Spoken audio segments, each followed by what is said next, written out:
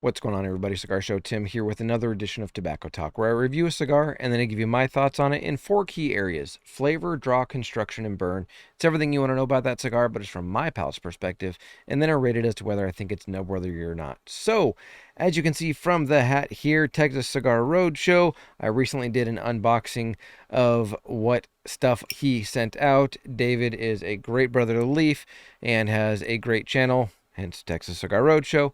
And he has a cigar that has been blended and put out, and so that is what I am going to be reviewing for this edition of Tobacco Talk. But let me show you this. It is unbanded, so this is what it looks like, obviously, just as a naked cigar. But I'll get into the blend and all of that, where it's made, all those different things in a few minutes. But let me show you right here what it looks like.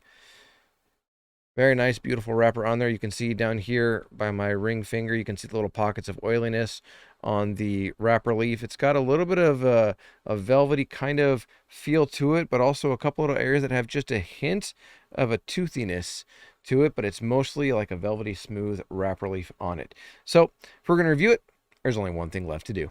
Let's light it up. All right, I went with my usual straight cut, as you can see right there. And on the cold draw, I picked up flavor notes of dried fruit like raisins, which you get a lot of the time, but a very distinct raisin bran with just a hint of like a honey sweetness in there as well. So I'm going to use my Texas Cigar Roadshow Zippo lighter that I've had for a while. So let's toast this bad boy up.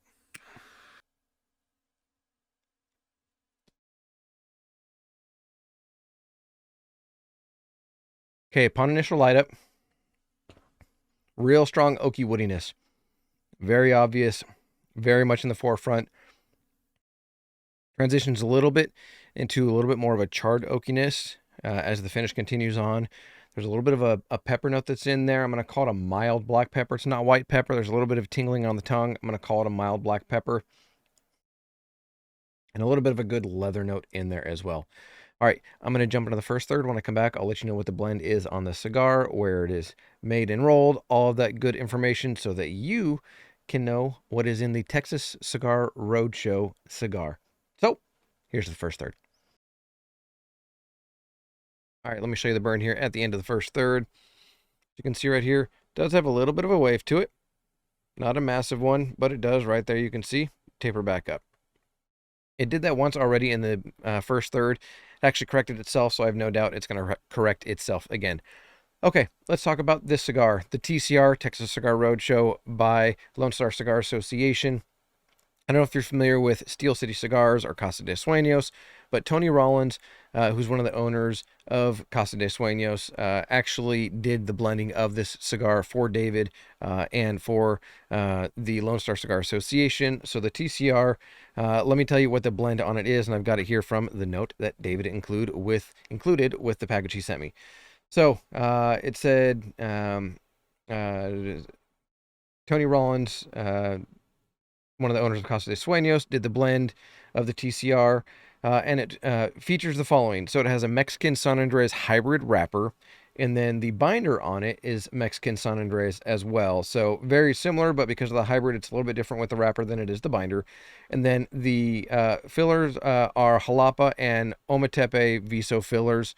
So that's it. And if you're not familiar enough with tobacco, then Jalapa and Ometepe are two of probably the more popular growing regions for tobacco in Nicaragua. There's also Condega and Esteli. Esteli is probably the most well-known, but Jalapa and Ometepe are the two regions with the Viso tobacco from Nicaragua.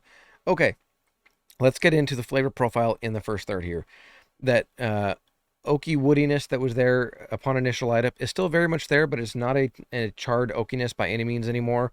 Just a nice solid oaky woodiness. It's pretty mild oakiness, actually. It's definitely not cedar, but there's an oakiness to it. The leather is still there. There's a little bit of an earthiness that's in there, but the note that actually was kind of surprising, but it really isn't surprising when you look at the blend on it, because there's a really nice sweetness in there, and you're going to get that from the Mexican San Andres wrapper as well as the MSA binder. Both of those are going to play into the sweetness factor of it. There's a little bit of earthiness that's going to be coming from the blend as well, and then that black pepper, the mild black pepper that was there upon initial light up is still there, but it has tapered down just a little bit. It is still a black pepper in my opinion. It's not white pepper, but it is there. No burn, no tingling, burning, nothing like that whatsoever on the retrohale, and has been very smooth and very good.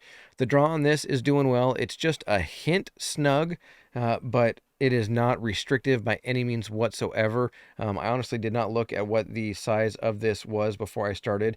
If I had to say, it was probably a 6x52 Toro based on the size and everything. I'm going to say it's 6x52, maybe 6x54. Seems like it might be a little bit larger of a ring gauge than a 52, but 6 inches long. From everything that I saw before cutting it and lighting it up and everything. Strength on this, I would say, is just sitting at a nice medium minus. Very savory, very smooth. The woodiness is carrying through very nicely and doing very well. So I'm going to jump into the second third. When I come back, I'll give you any more information that I think you might need to know, let you know how I am experiencing it and how it's going so far. And of course, well, here's to the second third.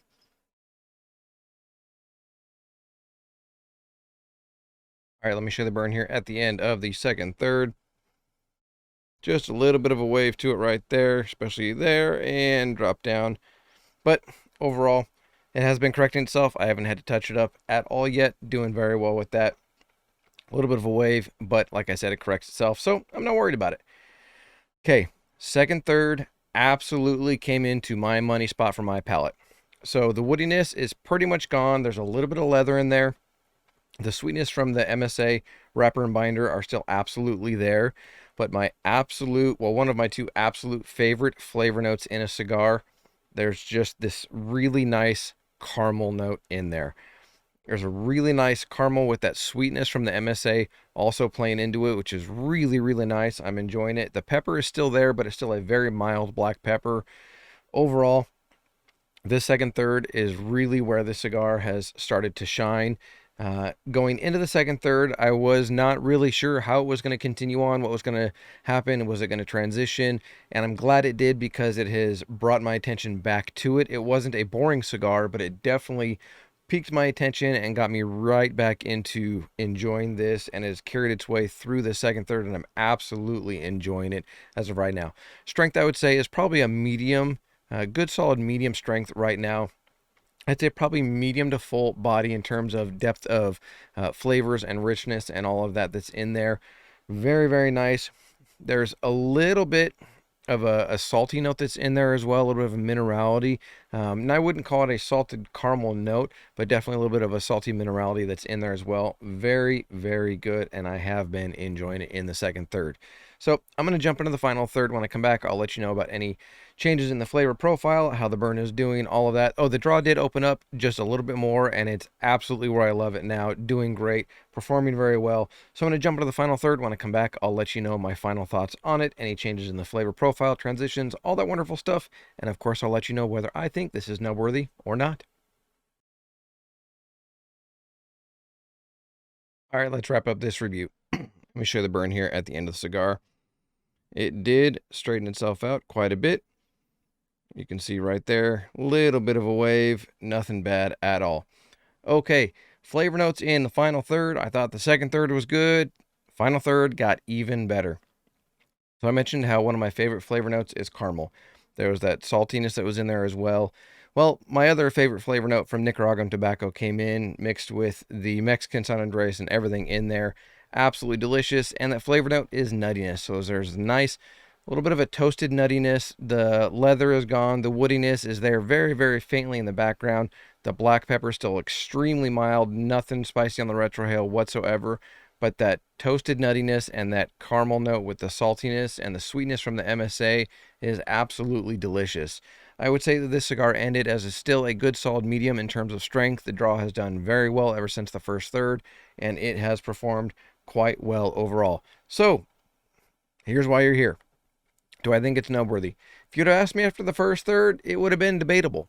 It was good, but it would have been debatable. Second third got good, got even better, I should say. And the final third was just the icing on the cake. Absolutely delicious with the finish on here.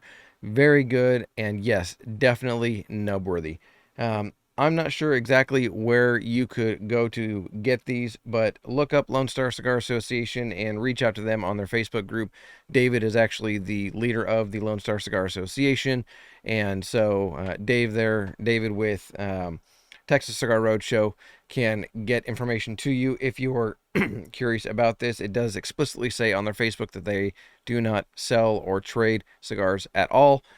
So they're not going to sell them directly on that Facebook page because they can't, but reach out and see if you're interested in this at all and see what options exist for you, because, well, he'll be the best place for you to get that information.